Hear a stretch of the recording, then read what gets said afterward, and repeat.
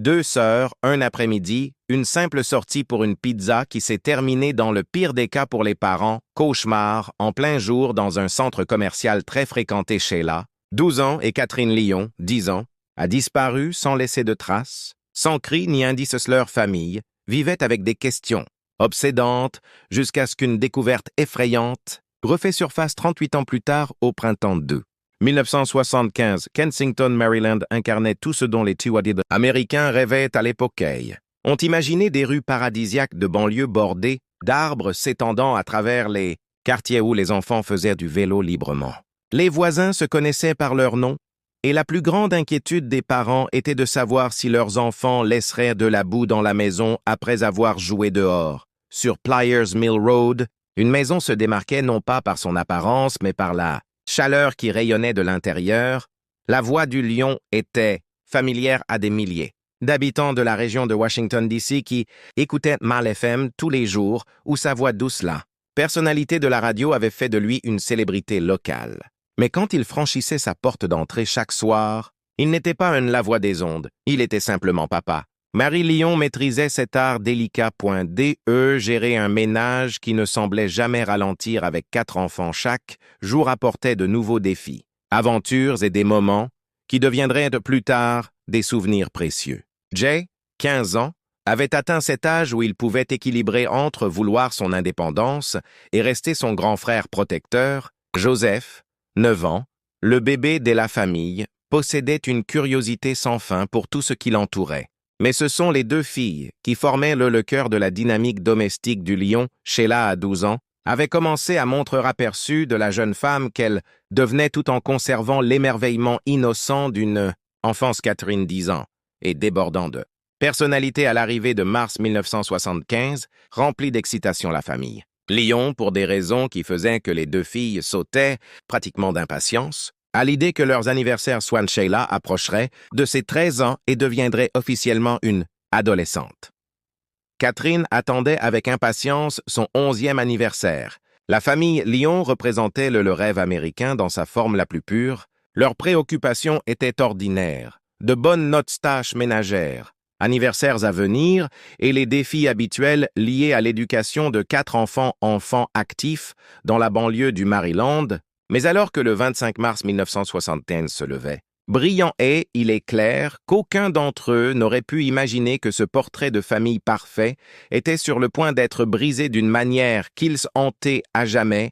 Le 25 mars 1975 a commencé comme n'importe quel autre mardi matin pendant les vacances de printemps. La famille Lyon s'est réveillée tranquillement vers 10 heures du matin avec pas de cloche d'école pour se précipiter et pas de délai de devoir imminent. Le temps était agréable, parfait pour que les enfants puissent s'amuser dehors et profiter de leur liberté. Mary Lyon se déplaçait dans la cuisine, préparant petit déjeuner tout en écoutant les discussions animées de ses enfants sur leurs projets. Jay avait atteint cet âge où passer du temps avec des amis était plus attrayant que les activités familiales. Il a annoncé son intention de se rendre au terrain de basket local, où il savait que d'autres adolescents se réuniraient pour des matchs improvisés. Le temps printanier a rendu l'extérieure activité irrésistible, et le basketball était devenu sa passion pendant ses années d'adolescence. Joseph accepta avec enthousiasme rejoindre son frère aîné et potentiellement apprendre de nouvelles compétences sur le terrain de basketball pendant que les garçons finalisent leur plan. Sheila et Catherine ont échangé des regards qui parlaient de leurs propres intentions partagées, tandis que le basketball avait de l'attrait pour leurs frères et les sœurs avaient des idées différentes sur la façon de passer leur journée libre.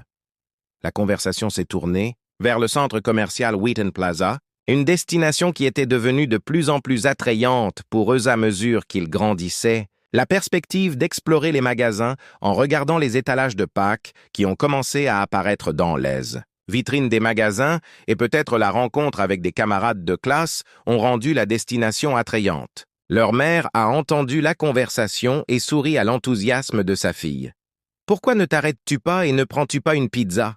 Maria suggérait de savoir à quel point les 2 filles appréciaient leurs gourmandises occasionnelles à l'Orange Bowl.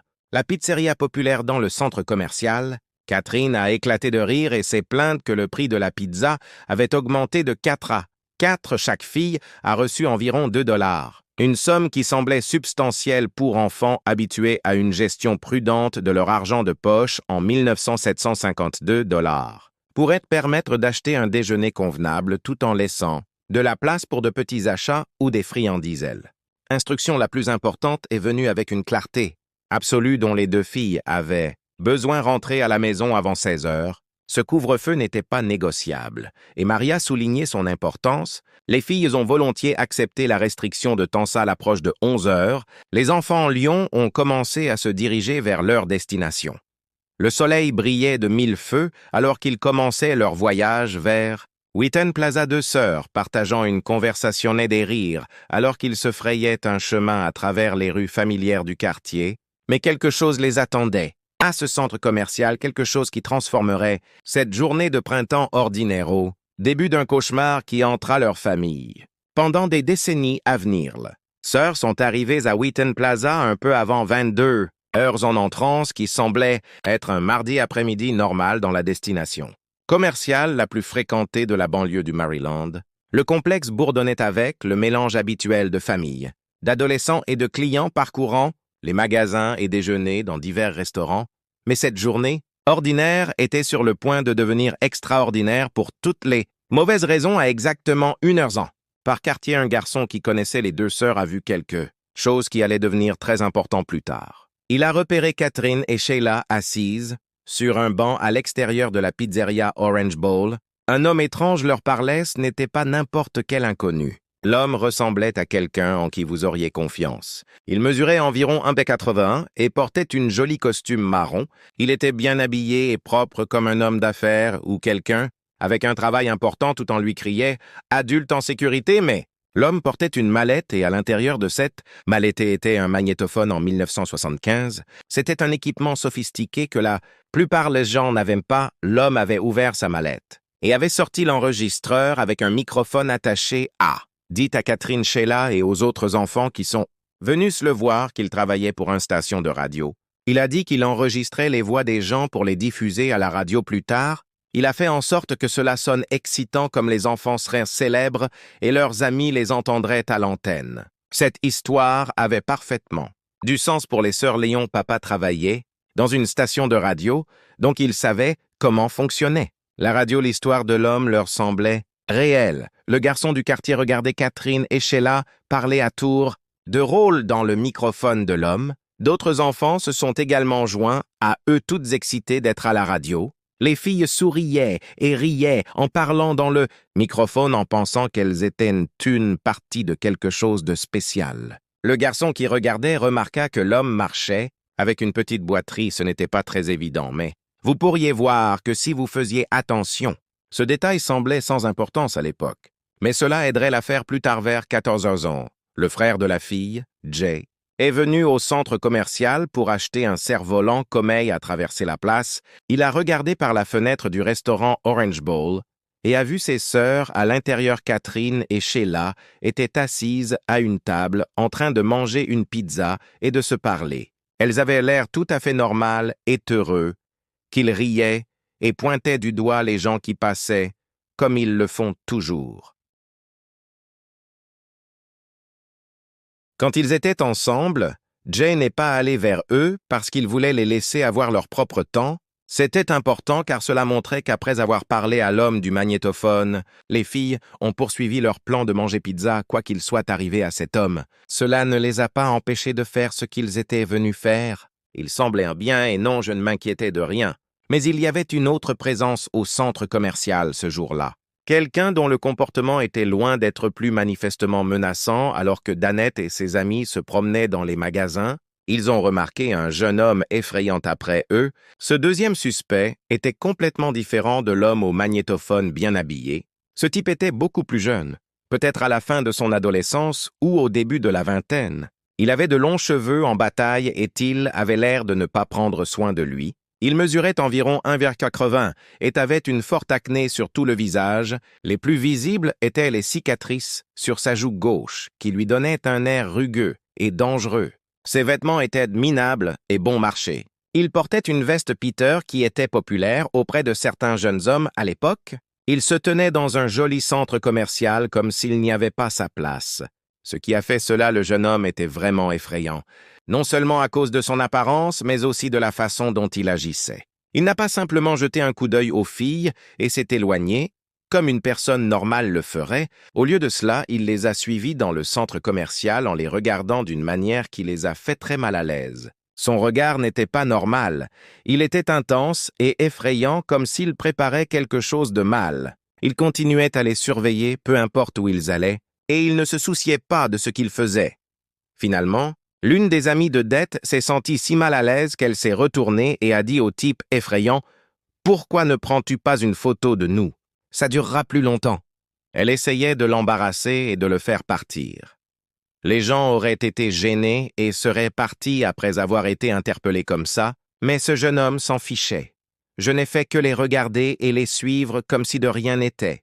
Pire encore, dès à vue ce même type effrayant les regardera Catherine et Sheila Lyon, aussi la même attention effrayante qu'il lui accordait groupe, qu'il donnait également aux deux sœurs. Cette connexion deviendrait très importante plus tard vers 14h30. L'après-midi, quelqu'un a vu Catherine et Sheila pour la dernière fois. Un ami de la famille a repéré les deux sœurs marchant vers l'ouest. La rue qui menait du centre commercial vers leur maison, c'était une bonne nouvelle car cela signifiait que les filles avaient quitté le centre commercial au bon moment pour rentrer chez eux avant 16 heures, a déclaré la personne qui les a vus. Ils avaient l'air tout à fait normaux. Ils marchaient ensemble et parlaient comme ils le faisaient toujours. Rien ne semblait anormal ou effrayant à propos de la façon dont ils agissaient. Les filles ne couraient pas ou n'avaient pas l'air effrayées. Elles n'étaient pas poursuivies ou suivies. Tout le monde pouvait voir qu'ils avaient l'air de rentrer chez eux après un après-midi amusant au centre commercial, mais ce serait la dernière fois que quelqu'un pourrait dire avec certitude où se trouvaient Catherine et Sheila Lyon après ce moment. Personne ne le savait ce qui leur est arrivé. Ils ont tout simplement disparu, et quelque chose de terrible était sur le point de se produire, et la chasse aux Catherine et Sheila Lyon était sur le point de démarrer l'horloge de la cuisine. De la famille Lyon, le mur indiquait 16 heures en précise. Mary Lyon y jeta un coup d'œil pour la 3e fois en 10 minutes, où ses mains étaient occupées à préparer le dîner. Catherine et Sheila auraient dû « Je suis à la maison maintenant ». Les filles étaient toujours ponctuelles, surtout quand elles savaient que du poulet frit était au menu. Mary Lionel a continué à préparer son dîner, mais quelque chose semblait différent. La maison semblait habituellement trop calme à ce moment-là. Elle entendait la porte d'entrée claquer, suivi du son familier des voix de sa fille, qui criait arrivée 16h15, arrivée et départ puis 16h30. Les mouvements de Mary dans la cuisine sont devenus plus délibérés, plus concentrés. Essayait de garder ses mains occupées pendant que son esprit commençait à parcourir les possibilités. Peut-être qu'ils avaient rencontré des amis au centre commercial. Peut-être qu'ils avaient décidé de regarder plus longtemps que prévu. Peut-être qu'ils avaient perdu la trace heure. 17 reines arrivaient sans toujours aucune nouvelle de Catherine et Sheila. Les frites, le poulet que Mary avait prévu de cuisiner est resté intact dans le réfrigérateur. Mais elle s'est retrouvée à faire, laissant pas entre la fenêtre de la cuisine et la porte. D'entrer à la recherche de tout signe. De ces filles marchant dans la rue 17h15, l'agacement était maintenant mêlé à autre chose. Un sentiment rampant que Mary ne veut reconnaître, qu'elle s'est dit qu'elle était dramatique, que les filles allèrent bien et qu'elles s'en sortiraient, porte à tout moment avec des explications parfaitement raisonnables pour leur retard. Ce n'était pas comme Catherine et Sheila n'ont pas ignoré les règles. Ils n'ont pas inquiété leur mère, comme si quelque chose n'allait pas, et Mary Lyon pouvait le sentir dans chaque fibre de son être. Le mari de Mary est rentré du travail pour trouver sa femme assise près du téléphone. Le visage pâle d'inquiétude lorsqu'elle a expliqué la situation, il a vu sa propre peur reflétée dans ses yeux. Ce n'était pas un cas d'enfant perdant la notion du temps, c'était quelque chose de complètement différent. John et Mary Lyon ont passé l'appel téléphonique qui allait changer leur vie à jamais. Ils ont contacté la police du comté de Montgomery. Le département doit signaler la disparition de leur fille à 19h01. L'agent de police qui a répondu leur appel était professionnel. Les cas d'enfants disparus étaient courants, a-t-il expliqué. La plupart des enfants se présentaient en quelques heures, généralement avec des explications innocentes pour leur absence. Ils déposaient un rapport et les agents de patrouille garderaient un œil sur Catherine et Sheila Lyon. Le rapport officiel a été déposé à exactement 7h00 le 25 mars 1975, Catherine Lyon, 10 ans, et Sheila Lyon, âgée de 12 ans, ont été officiellement répertoriées comme personnes disparues à la recherche des sœurs Lyon. Avait commencé la famille Lyon a immédiatement commencé sa propre veillée désespérée. Je suis resté près du téléphone à toute heure dans l'espoir d'avoir des nouvelles des filles. Les membres de la famille se relayaient pour que le téléphone ne reste jamais sans réponse, qu'il soit un appel de la police avec des nouvelles ou peut-être même de Sheila et Catherine eux-mêmes à 20h. La réponse initiale de la police avait intensifié cette situation. Il ne s'agissait plus simplement d'une affaire de disparition de routine. Les agents effectuèrent des perquisitions maison par maison dans tout le quartier, frappant aux portes, posant des questions et recueillant des informations. Cela pourrait fournir un indice sur l'endroit où se trouvent Catherine et Sheila. Des chiens de recherche ont été amenés dans les 24 premières minutes. Ces animaux spécialement dressés ont récupéré les filles envoyées au centre commercial, confirmant que Catherine et Sheila étaient effectivement là comme prévu. Les chiens ont suivi le sentier à travers le centre commercial jusqu'au parking, puis rien, le sens a simplement disparu. Comme si les filles s'étaient volatilisées là, recherche s'est rapidement étendue à ce qui avait commencé comme une enquête de quartier désormais impliquait plusieurs organismes d'application de la loi. Des plongeurs ont été déployés pour 2 équipes d'agents ont fouillé les lacs et les étangs locaux et ont rampé dans les égouts pluviaux de lampes de poche traversant l'obscurité espérant et redoutant ce qu'ils pourraient trouver. Le terrain vague ont été ratissés centimètre par centimètre. Les bâtiments abandonnés ont été cambriolés et examinés tous les endroits possibles où 2 jeunes filles pourraient se cacher ou pourraient être cachées a fait l'objet d'une enquête. La réponse de la communauté a été écrasante. Des centaines de volontaires ont rejoint les efforts de recherche officiels. Des voisins qui n'avaient jamais parlé auparavant se sont retrouvés à travailler côte à côte unis par l'espoir désespéré de ramener Catherine et Sheila à la maisonnette toute sécurité. Un fonds de récompense a été créé et s'est rapidement développé pour 9,00 $, une somme substantielle en 1975. Des affiches avec Catherine et Sheila des photographies apparaissaient sur chaque sondage téléphonique, dans chaque vitrine de magasin, et sur chaque panneau d'affichage communautaire. Leurs visages sont devenus familiers à tout le monde dans la région. Un rappel constant que 2 enfants étaient portés, disparus et devaient être retrouvés, puis vint l'appel qui allait torturer la famille Lyon d'une manière qu'ils n'auraient jamais imaginé possible, le 4 avril 1975, 10. Jour après la disparition de Catherine et Sheila, le téléphone sonna dans la Marie. La domestique du Lyon répondit comme elle le faisait, toujours avec un mélange d'espoir et la peur que la voix à l'autre bout du fil ne soit pas familière, a délibérément déguisé le laplan. A affirmé avoir les filles qu'il voulait 10,00 $ pour leur retour en toute sécurité.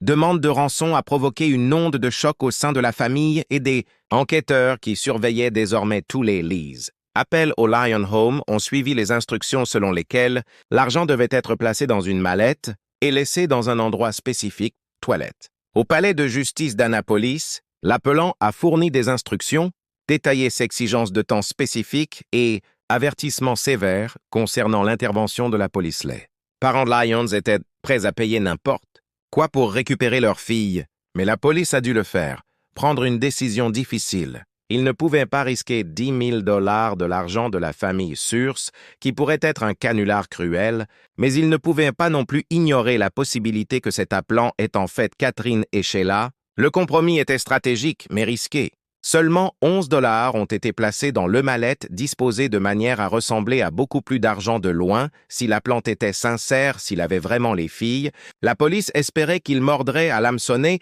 les conduire à l'emplacement de Catherine et Sheila. Le largage a été effectué exactement comme indiqué. Les officiers ont observé depuis un endroit, caché position pendant que la mallette était placée dans les toilettes désignées. Minute l'attente s'est prolongée pendant des heures, alors qu'ils attendaient que quelqu'un récupère l'argent de la rançon. L'appel est arrivé plusieurs heures plus tard. Voix déguisée maintenant en colère et accusatrice, il y avait trop de policiers. L'appelant a affirmé avoir vu la surveillance, repéré les officiers et refusé de collecter l'argent. L'affaire était annulée. Mais John Lyon n'était pas prêt à abandonner si cette personne avait vraiment ses filles, s'il y avait une chance que ce ne soit pas un canular. Il avait besoin de preuves, il a exigé de parler avec Catherine et Sheila directement, il avait besoin d'entendre leur voix pour savoir qu'elles étaient en vie et en sécurité. La ligne est devenue silencieuse, puis, sans un mot de plus, l'appelant Jay raccroché le téléphone. Je n'ai plus jamais appelé avec des demandes de rançon. L'appelant mystérieux qui qu'il soit, il a disparu aussi soudainement qu'il était apparu, laissant le Lyon une famille, avec des espoirs brisés et des questions dévastatrices si quelqu'un avait vraiment pris leur fille. Cet appelant était-il un cruel canular s'en prenant à des parents désespérés? Catherine et Sheila étaient-elles quelque part là-bas, en attente d'être secourues? Ou était-ce juste une autre impasse dans une enquête qui semblait ne mener nulle part, alors que les semaines se transformaient en mois, des efforts de recherche massifs ont continué mais n'ont rien trouvé. L'enquête a généré des milliers d'informations, des centaines de interviews et d'innombrables théories. Mais Catherine et Sheila Lyon restent portés disparus leurs anniversaires, allaient et venaient, sans marquer la célébration de Pâques qu'ils avaient entravie de voir que cela ne leur a jamais apporté de joie. Les fêtes d'anniversaire que leurs parents avaient prévues sont devenues des services commémoratifs pour deux petites filles qui avaient tout simplement disparu lors d'une marche d'un demi-mille à la maison après avoir acheté une pizza pendant que la famille Lyon endurait leur pire cauchemar. Les enquêteurs ont travaillé 24 heures sur 24 pour suivre toutes les pistes possibles que l'affaire avait permis de saisir. L'attention nationale et les informations ont afflué de partout au pays. Certaines semblaient prometteuses, d'autres ne menaient nulle part. Toutes devaient le 6 avril. William Krebs, 11 ans, s'est présenté avec des informations qui ont envoyé les enquêteurs se précipitant vers la Virginie. Il prétendit avoir vu deux filles correspondant à Catherinette, la description de Sheila dans une Pontiac blanche circulant sur la route 211 selon le garçon. L'une des filles semblait pleurer et il y avait certainement un enfant blond à l'arrière. La police du siège a pris cette observation au sérieux car le moment et le lieu étaient logiques. La route 211 serait une solution.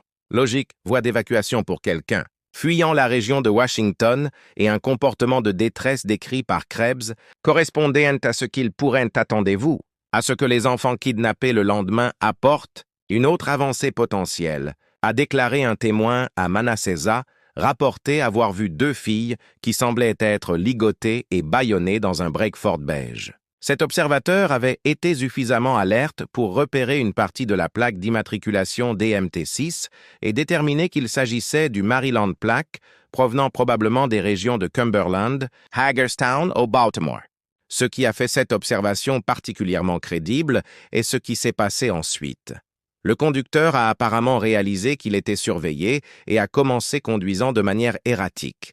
Il a grillé un feu rouge et s'est dirigé vers l'Interstate 66. Essayant clairement d'échapper à l'observation, ce comportement suggérait que quelqu'un avait quelque chose à cacher. Les enquêteurs ont immédiatement commencé à retracer tous les éléments possibles d'immatriculation du véhicule qui pourraient correspondre à ces plaques partielles. Ils ont contacté les services des véhicules à moteur à travers plusieurs États, ont effectué des recherches informatiques et suivi des centaines de cas potentiels correspond au travail qui était minutieux, mais absolument nécessaire en attendant un groupe inattendu, a rejoint les efforts de recherche des citoyens équipés de Radio CB dans toute la région métropolitaine de Washington. Région avait organisé son propre réseau pour rechercher les Lyon Sisters et mobiles. Les bénévoles ont passé des heures à parcourir différents quartiers pour maintenir un contact radio constant et assurer le suivi en cas d'observation suspecte. Les opérateurs radio CB prenaient leur mission au sérieux, coordonner les recherches de parking,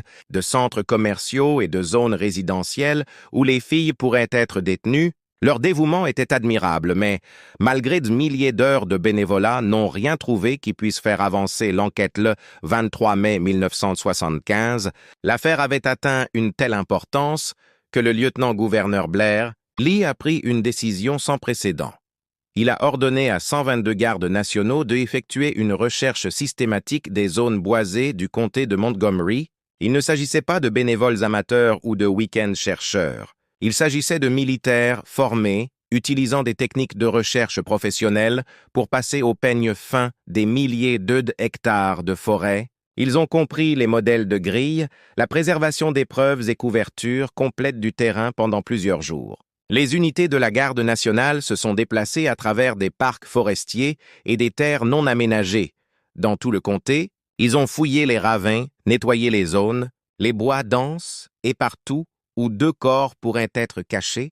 Leur équipement comprenait des outils spécialisés pour détecter les sols perturbés et détecteurs de métaux pour trouver des effets personnels en... L'absence de preuves matérielles devenait l'aspect le plus frustrant de toute l'enquête sans score, aucune scène de crime et aucun témoin d'un enlèvement réel. Selon les enquêteurs, travaillaient avec des théories et des possibilités plutôt qu'avec des faits concrets d'ici l'été 1975, la dure réalité a commencé à s'installer.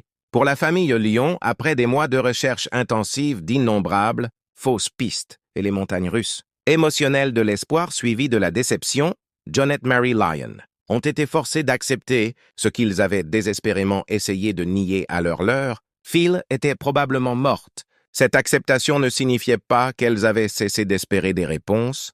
La famille Lyon n'en a jamais eu, ont abandonné leur désir de savoir ce qui était arrivé à Catherine et Sheila pour comprendre qui les avait enlevés et pourquoi y est de voir la justice rendue pour les meurtres de leur fille, mais ils ont dû trouver un moyen de vivre avec la tragédie dévastatrice réalité que leur fille ne rentrerait jamais à la maison. L'enquête policière est restée officiellement active. Avec le détective, continue de suivre les pistes et de poursuivre les suspects potentiels. L'homme au magnétophone bien habillé est resté leur principale préoccupation car il était le dernier personne connue pour avoir interagi avec les Lyon Sisters avant leur disparition croquis composite de l'homme. Le plus âgé et le plus jeune suspect ont été largement diffusés, générant de nombreux indices et identifications potentielles en 1987. 12 ans après les Lyon Sisters, les enquêteurs de la disparition pensaient avoir trouvé leur agresseur, Fred Howard Coffey, un pédophile condamné d'eux. Caroline du Nord est devenue une personne d'intérêt dans l'affaire criminelle de Coffey. L'histoire et les méthodes semblaient correspondre au profil de quelqu'un qui aurait pu enlever Catherine, et Sheila Coffey était reconnue coupable d'avoir approché des enfants en utilisant divers appareils et équipements pour gagner leur confiance, une tactique remarquablement similaire à l'approche de l'homme du magnétophone envers les Lyon Sisters. Il utiliserait des détecteurs de métaux, des caméras et d'autres gadgets intéressants pour démarrer des conversations avec des victimes potentielles en se présentant comme amical et digne de confiance avant de révéler ses véritables intentions. Les enquêteurs ont découvert que Coffey avait été dans le comté de Montgomery au cours de la semaine qui a suivi la disparition des Lyon Sisters, ce qui semblait initialement être une connexion prometteuse avec sa présence dans la région pendant la période critique. Combiné à son historique d'utilisation d'équipements pour attirer les enfants, a fait, il semble, être un suspect sérieux. Mais malgré une enquête approfondie, les détectives n'ont jamais pu établir où se trouvait Coffey le 25 mars 1975, le jour même où Catherine et Sheila ont disparu sans pouvoir les localiser lui à Wheaton Plaza, ou prouver qu'il a eu des contacts avec les Lyon Sisters. L'affaire contre le café s'est finalement effondrée. Il est resté une personne d'intérêt, mais pour elle ne sera jamais définitivement lié au crime. Ce que les enquêteurs n'ont pas réalisé à l'époque, c'est que le plus important, le témoin dans l'affaire, s'était déjà manifesté et avait été écarté comme non fiable le 1er avril 1975, une semaine seulement après le Lion des Sœurs ont disparu. Un jeune homme de 18 ans nommé Lloyd Lee Welch Jr. avait contacté la police avec ce qu'il prétendait être des informations cruciales sur l'affaire. Welch a déclaré aux enquêteurs qu'il avait été témoin de l'homme d'un quart de siècle forçant 2 enfants en détresse à monter dans une Camaro rouge dans le compte de Welch sur le parking de Wheaton Plaza semblait potentiellement important. Il prétendait avoir vu l'enlèvement se produire. Mais lorsque la police Welch a subi un examen polygraphique et a complètement échoué au test du détecteur de mensonges, ses réponses physiologiques indiquaient une tromperie, conduisant les enquêteurs à conclure qu'il mentait sur ce qu'il prétendait avoir. Les détectives témoins ont soupçonné que Welch avait inventé son histoire dans l'espoir de collecter la récompense de 9 000 $ que la famille Lyon avait offerte pour toute information conduisant au retour sain et sauf de leur fille. Les faux témoins motivés par une récompense financière étaient courants dans les affaires de haut niveau. Les cas de personnes disparu, et l'échec du polygraphe de Welch semblait confirmer qu'il n'était qu'un autre opportuniste essayant pour profiter de la tragédie de la famille. Welch a été libéré et rejeté comme témoin peu fiable. Sa déclaration a été réduite à une seule page dans le dossier marqué « Simplement polygraphe menti est classé dans une vaste montagne de paperasse que l'enquête de la ligne avait généré au cours des mois d'un travail intensif qui a nécessité un rapport d'une seule page qui serait resté enfoui dans les dossiers pendant près de 4 décennies, oublié par enquêteurs et ignoré par quiconque aurait pu examiner les documents de l'affaire.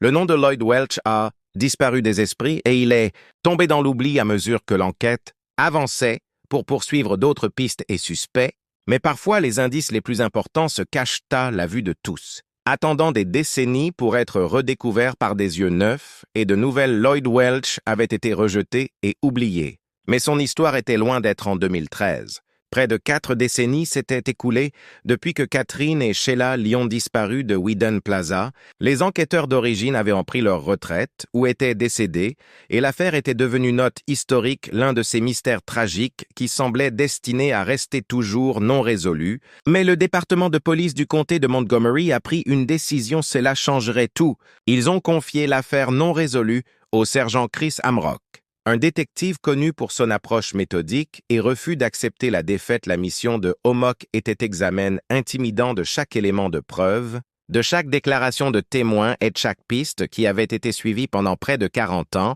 Le dossier s'était transformé en plusieurs boîtes contenant des milliers de documents, des photographies et des archives que la plupart des enquêteurs auraient pu trouver submergés par le volume de matériel.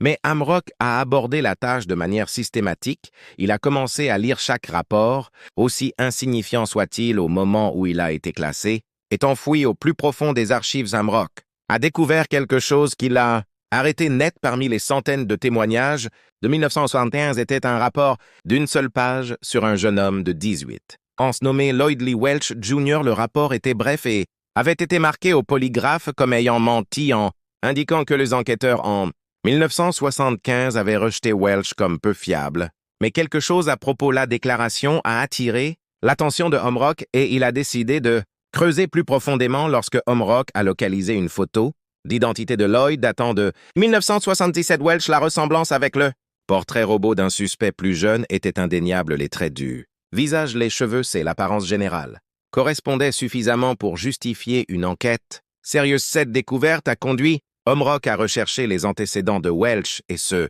qu'il a trouvé était Lloyd Welch, profondément troublant. N'était pas seulement un adolescent qui avait essayé de s'immiscer dans une affaire très médiatisée pour attirer l'attention ou obtenir de l'argent.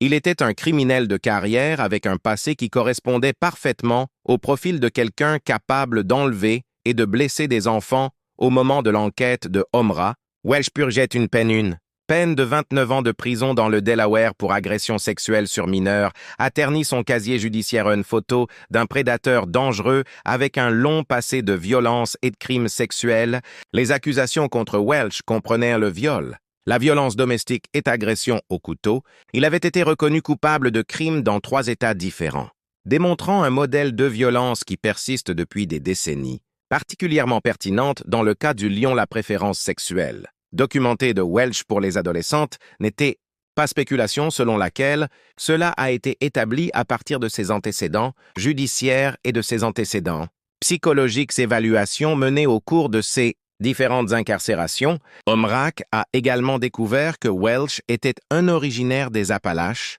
Il a été élevé dans une famille d'accueil après avoir subi de graves abus dans son enfance par d'anciennes connaissances. Il l'a décrit comme ayant un tempérament violent et capable de rage explosive, surtout lorsqu'ils sont mis au défi ou acculés. Ces informations de fond se transforment en l'échec du polygraphe de 1975, qui a servi de motif pour renvoyer Welch dans une potentielle affaire rouge drapeau qui avait été manquée par les criminels de carrière, en particulier ceux ayant des antécédents de tromperie et de manipulation avant. Souvent, comment jouer au test de détecteur de mensonges ou peuvent les échouer pour des raisons sans rapport avec les questions spécifiques demandées. Le 16 octobre 2013, Amrock et son équipe se sont rendus au centre correctionnel de Smyrna dans le Delaware pour interroger Lloyd Welch sur ce qui s'est passé au cours de cet interrogatoire de 8 heures. Le mystère qui persistait depuis 38 ans allait enfin commençait à être résolu, les détectives sont entrés. Dans la salle d'interrogatoire, les premiers mots de Welch étaient glaçants dans leur livraison factuelle. « Je sais pourquoi vous êtes ici, vous êtes ici » à propos de ces deux enfants. Disparut la déclaration immédiatement.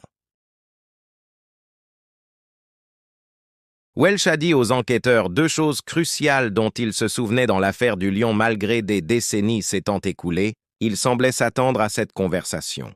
La plupart des témoins innocents ne l'auraient pas fait.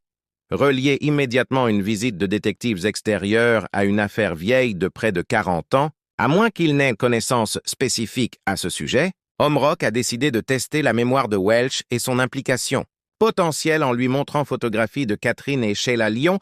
Les mots du détective ont été soigneusement choisis pour un impact émotionnel maximal. Ces deux petites filles n'ont jamais été retrouvées et leurs parents ont presque 80 ans. La réponse de Welch a été immédiate et il a affirmé de manière précise qu'il était effectivement à Wheaton Plaza le 25 mars 1975 et qu'il avait vu un homme mettre deux filles à l'arrière d'une voiture. Son récit correspondait à des éléments de sa déclaration originale de 1975, mais il était désormais fournissant des détails supplémentaires sur ce qui a rendu cette interview différente d'une interview de 1975. La séance de polygraphe était le contexte dans lequel Welch purgeait déjà une longue peine de prison et n'avait rien à gagner à Menton.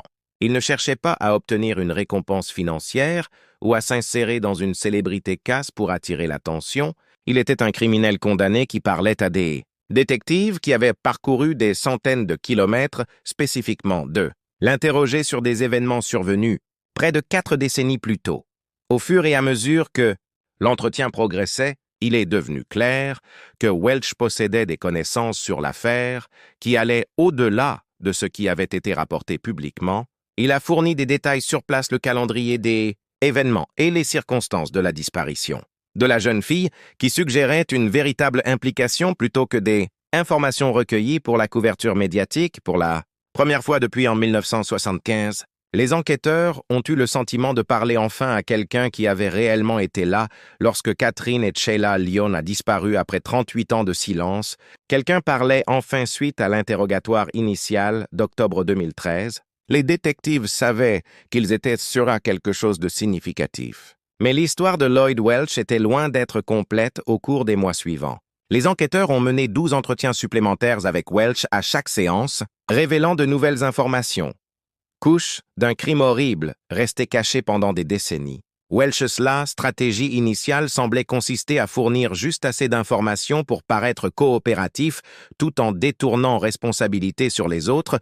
Sa première accusation majeure visait Raymond Mlesky Sr., un trafiquant d'enfants connu qui avait opéré dans la région de Washington, D.C. dans les années 1970. Selon Welch's premier témoignage, indique que Mlesky était le véritable auteur de l'enlèvement et du meurtre des Lyon Sisters. Welch a affirmé qu'Kay avait vu Mlesky emmener les filles, mais avait été trop effrayé pour se manifester à ce moment-là en raison des menaces contre sa propre sécurité. Cette version des événements a dépeint Welch comme un témoin réticent plutôt que comme un témoin actif, participant. Il a décrit avoir vu les filles être transportées à la résidence de Mlesky où elles auraient été droguées, agressées et finalement tuées. Raymond Rudolph Mlesky Sr., né en 1936, résident de Suitland, Maryland, au moment de la disparition de sa sœur vivait à environ 17 km de la famille Lyon en 1975. Mlesky avait été reconnu coupable du mort par balle en novembre 1977 de sa femme Dolores, âgée de 35 ans, et de son fils de 17 ans, Fils Raymond. JR, en plus de blesser son plus jeune fils suite à une violente dispute domestique, il a été reconnu coupable et condamné à 40 ans de prison pour ses délits. Témoin oculaire, contemporain les comptes de l'individu avec le magnétophone dans le centre commercial Wheaton Plaza sont considérés comme un suspect.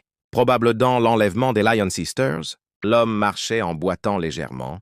Comme il l'avait fait, Mlesky ressemblait en outre beaucoup aux dessins composites de Saint-Formation, couplés aux antécédents connus d'abus sexuels sur mineurs de Mlesky avait précédemment fait de lui un suspect contemporain sérieux sur la base d'informations fournies ultérieurement aux autorités par des informateurs de la prison et les propres déclarations ultérieures. de molesques selon lesquels il aurait eu connaissance de l'enlèvement, de la Seryl a proposé de partager avec les enquêteurs en échange de conditions de détention plus favorables. Les autorités ont fouillé son ancienne résidence début avril 1982, bien qu'aucune preuve n'ait été découverte.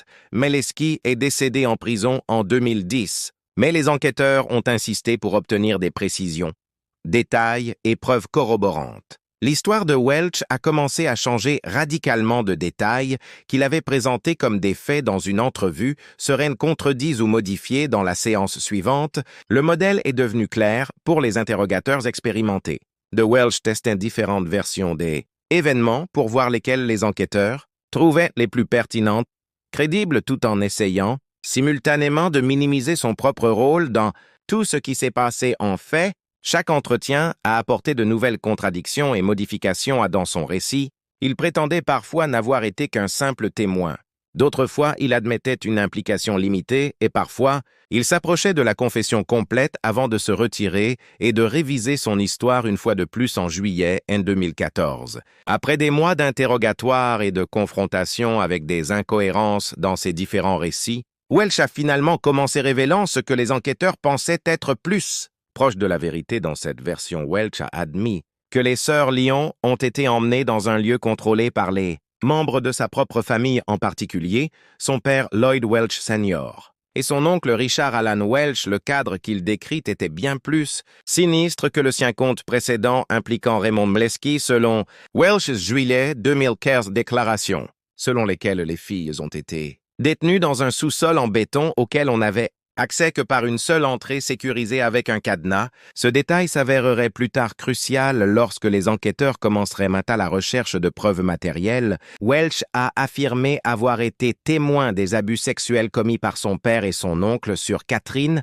Sheila dans ce sous-sol. Son récit décrit une torture prolongée et agression qui a duré une période indéterminée, le plus important étant que Welch a admis qu'il n'a jamais revu les enfants vivants après l'incident du sous-sol, alors qu'il continuait à nier directement ayant participé à leur meurtre. Il a reconnu avoir été présent pendant les événements qui ont suivi et avoir été forcé d'aider se débarrasser des preuves. Cette confession représentait un changement radical par rapport à ses précédentes affirmations selon lesquelles il n'était qu'un simple témoin au crime de quelqu'un d'autre. Il admettait maintenant avoir été présent pendant les abus réels et reconnaissait participation à la dissimulation des meurtres. Les enquêteurs disposaient désormais de suffisamment d'informations pour commencer à rechercher des preuves physiques qui pourraient corroborer l'évolution de Welch aveu. En septembre 2014, ils ont obtenu des mandats de perquisition pour son oncle, l'ancienne résidence de Richard Allen Welch, à Hyattsville, Maryland. Ce qu'ils ont trouvé dans ce sous-sol ont dépassé leurs attentes les plus optimistes pour trouver des preuves dans une affaire aussi ancienne. La disposition du sous-sol correspondait parfaitement aux descriptions de Welch, y compris l'entrée unique et le béton construction qu'il avait décrite. Plus important encore, l'examen médico-légal a révélé d'importantes traces de sang dense tout le sous-sol. Des traces de sang ont été trouvées non seulement sur le sol, mais également sur les murs et même au plafond, suggérant qu'une violence extrême s'était produite dans cet espace. Les tests médico-légaux ont confirmé que le sang était d'origine humaine. Bien que des décennies de dégradation aient signifié que l'analyse de l'ADN n'a pas pu fournir d'identification généalogique, mais la quantité et le schéma de distribution des preuves sanguines étaient cohérents avec les récits de Welch sur la violence et les abus prolongés là. Découverte du sous-sol représentait la première preuve matérielle que les enquêteurs avaient trouvée. En près de 40 ans, directement soutenu le témoignage de témoins sur le sort des lyonistes, mais le plus de révélations troublantes était encore à venir. Les aveux de Welch ont finalement été prolongés au-delà des abus et des meurtres pour décrire comment les corps ont été éliminés, conduisant les enquêteurs vers un endroit éloigné situé dans les montagnes Blue Ridge de Virginie. La montagne Taylor dans le comté de Bedford en Virginie était une propriété familiale qui avait été utilisée par le clan Welch pendant des décennies selon Lloyd Welch. L'endroit isolé avait servi de lieu de repos final à Catherine et Sheila Lyon. Welch a décrit comment le corps ont été transportés à Taylor's Mountain dans de lourds sacs de sport et finalement détruits dans un incendie qui brûlait. Pendant plusieurs jours, Son cousin Henry Parker n'avait pas parlé de ce qu'il avait vu depuis des décennies. Mais en décembre, en 2014, près de 40 ans plus tard, il a finalement rompu le silence. A-t-il déclaré au détective qu'un jour de 1975, son cousin Lloyd Welch est arrivé de façon inattendue dans une propriété familiale sur la montagne Taylor? Welch n'était pas seul, avait 2 grands sacs de sport de style militaire à l'arrière de son véhicule. Chaque sac était taché de quelque chose de sombre et de rouge. Quand Parker s'est approché, l'odeur l'a frappé en premier. C'était épais et putride comme de la pourriture. Fleshwall n'a rien dit sur ce qu'il y avait à l'intérieur. Parker n'a pas demandé. Il s'est souvenu que les sacs avaient été jetés dans les flammes, qui ont brûlé sans interruption pendant des jours, et que les voisins s'étaient plaints d'une odeur terrible et distinctive que l'on décrivait, comme si on s'était brûlé. Mais ce que Parker ne savait pas ou a choisi de ne pas affronter à l'époque, c'est que les sacs peuvent conserver les restes de 2 jeunes filles, Catherine et Sheila. L'histoire de Leon Parker n'était pas le seul à pointer du doigt Welch. Sa sœur Connie Akers aussi, je me souviens de la visite. Elle n'était qu'une adolescente à l'époque où Welch était arrivé avec sa petite amie enceinte Helen Craver et un sac de sport vert bombé qui sentait horriblement mauvais. Welch avait réclamé que l'odeur était celle du bœuf avarié, mais quelque chose n'allait pas avec Akers.ce n'était pas seulement l'odeur, c'était ce qui s'est passé ensuite. Welch lui a demandé de l'aider à nettoyer plusieurs sacs de vêtements quand elle a vu que les vêtements étaient trempés de sang. Elle a refusé lorsque les enquêteurs sont commencé à fouiller les zones de la montagne Taylor que Welch avait identifiées et ils ont trouvé des fragments d'os dégradés d'un humain fil de fer carbonisé qui semble provenir de lunettes et de bijoux en perles correspondant aux articles que les sœurs Lyon auraient pu porter, bien qu'aucun de ces articles ne puisse être définitivement lié à Catherine et Sheila par le biais de l'ADN ou d'autres méthodes médico-légales en raison de leur état dégradé. Le collectif Le Preuve ont dressé un tableau horrible de ce qui était arrivé aux 2 filles après des décennies de mystère. Les pièces étaient. Finalement, la terrible vérité émergeait des montagnes de Virginie, révélant un crime qui est encore plus brutal et calculé que ce que les enquêteurs avaient initialement imaginé, armé des aveux de Lloyd Welch, de preuves matérielles du sous-sol de Hitsville et de témoignages corroborant des membres de la famille. Les procureurs étaient enfin prêts à demander justice pour Catherine et Sheila Lyon en juillet 2015, exactement 40 ans et 4 mois après la disparition de la jeune fille Lloyd Lee Welch. Dra a été inculpé de 2 chefs d'accusation de meurtre au 1er degré. Les accusations comprenaient également des allégations selon lesquelles les meurtres été commis au cours d'abus sexuels et de production de pornographie juvénile. L'acte d'accusation représentait un moment historique dans la justice pénale américaine. Si l'affaire précédait un procès État abouti à une condamnation, ce serait le délai le plus long entre un meurtre et une condamnation sans corps retrouvé dans l'histoire des États-Unis. Les procureurs ont également nommé Richard Allen Welch, Lloyd's oncle, comme personne d'intérêt dans l'affaire. Mais ils ont déterminé que, bien que le preuve suggérait son implication, mais il n'y avait pas suffisamment de preuves pour porter des accusations contre lui qui serait susceptible d'aboutir à une condamnation. L'ampleur de l'enquête qui a conduit à l'inculpation était stupéfiant. Les détectives ont enregistré plus de 16 000 heures de travail exécuté, 50 mandats de perquisition et mené plus de 100 entretiens dans plusieurs états. S'il ne s'agissait pas simplement d'une enquête sur une affaire non résolue, mais de l'une des enquêtes criminelles les plus approfondies de l'histoire du Maryland, s'étendant sur plusieurs juridictions et nécessitant une coordination entre de nombreux organismes chargés de l'application de la loi. Selon le cas, Lloyd Welch a dû prendre une décision cruciale à 60 ans et purgeant déjà une longue peine pour agression sexuelle sur mineurs. Il envisageait la prison à vie ou même la peine de mort en cas de condamnation pour meurtre le 12 septembre 2017. 42 ans et 5 mois après la disparition de Catherine et Sheila, Leon Lloyd Welch de Wheaton Plaza a comparu devant un tribunal du comté de Bedford en Virginie. Pour il a plaidé devant une salle d'audience bondée qui comprenait les membres de la famille Lyon, qui avaient attendu ce moment pendant des décennies. Welch a officiellement plaidé coupable à 2 chefs d'accusation de meurtre au 1er degré, Mais même dans son moment de responsabilité légale, Welch a continué à minimiser son rôle dans les crimes tandis qu'admettant sa participation à l'enlèvement des filles. Il a maintenu son déni d'avoir personnellement commis une agression sexuelle ou meurtre selon son accord de plaidoyer. Welch purgerait 2 peines simultanées, de 48 ans peine garantissant effectivement qu'il passerait le reste de sa vie en prison étant donné son âge et la durée de sa peine. Les peines auxquelles il pourrait être admissible à une libération conditionnelle, au milieu de ses 80 ans bien que les experts juridiques aient décrit ses chances d'être un jour libéré comme minces, audience de détermination de la peine n'a été chargée d'émotion ni pour John ni pour Mary. Présente dans la salle d'audience à 77 ans, les parents avaient finalement vécu assez longtemps pour voir quelqu'un tenu responsable de la mort de leur fille, même si le moment était doux amer compte tenu des décennies d'angoisse qu'ils avaient endurées tout au long de la procédure, qui est resté en grande partie parlant en silence uniquement lorsqu'il lui a été demandé de plaider coupable. Il n'a proposé aucune des excuses à la famille Lyon et n'ont fourni aucun détail supplémentaire sur les crimes au-delà de ce qu'il avait déjà révélé lors de ses interrogatoires. L'acceptation par le juge de l'accord de plaidoyer signifiait que de nombreuses questions sur l'affaire resteraient à jamais sans réponse, sans un procès sur toute l'étendue du complot, l'identité des autres participants, potentiels et la chronologie complète des événements ne seront jamais entièrement explorés lors d'un forum public en janvier 2025. Lloyd Welch a été transféré du Delaware Système correctionnel en Virginie pour commencer à purger ses peines de meurtre.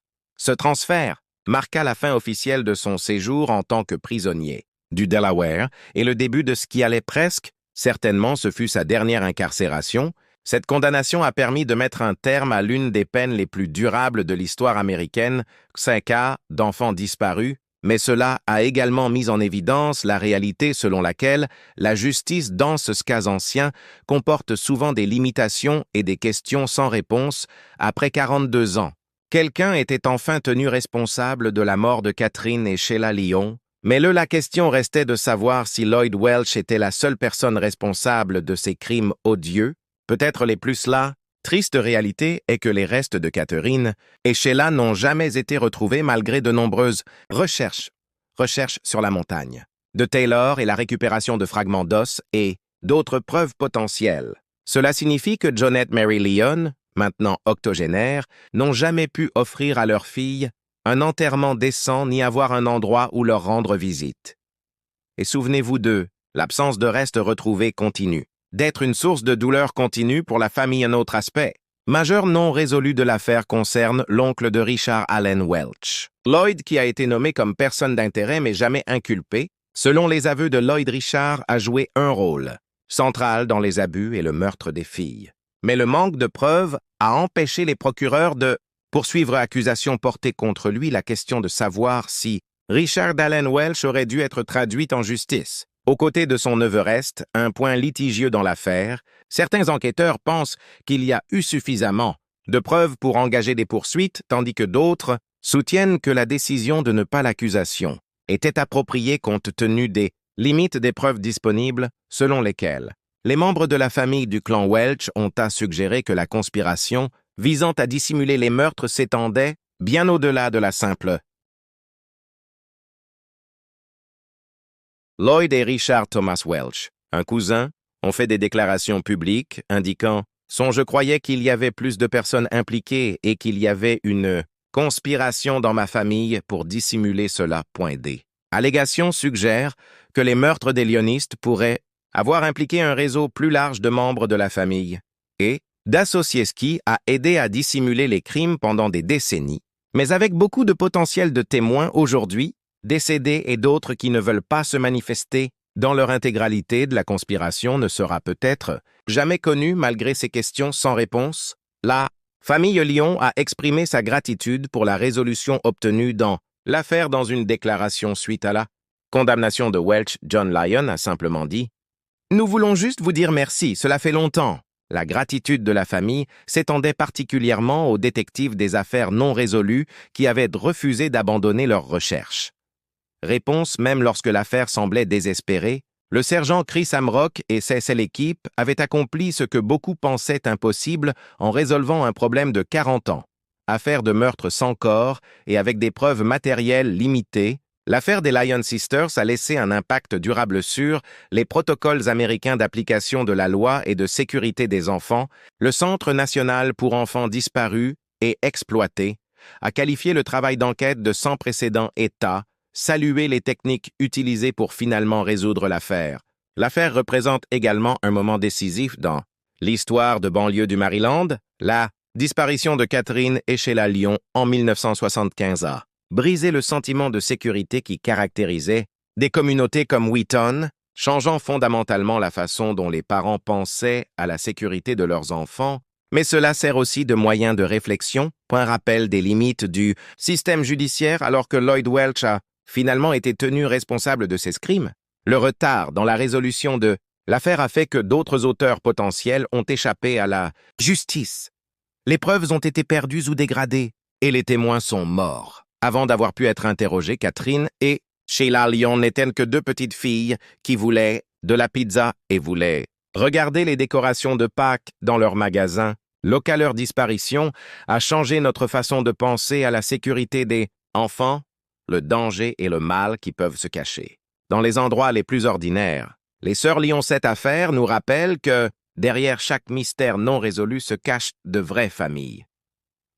En attente de réponse, et que le passage du temps ne devrait jamais être une excuse pour arrêter de chercher la vérité. Que pensez-vous qu'il s'est réellement passé sur la montagne de Taylor? Lloyd Welch disait-il la vérité à propos de son implication limitée? Ou était-il plus responsable qu'il ne l'a jamais admis? Faites-nous part de vos réflexions dans les commentaires ci-dessous. Si cette affaire vous a touché comme elle nous a touchés, veuillez cliquer sur le bouton j'aime et vous abonner pour plus d'informations sur la vraie affaire, affaires criminelles qui ont changé l'Amérique à jamais.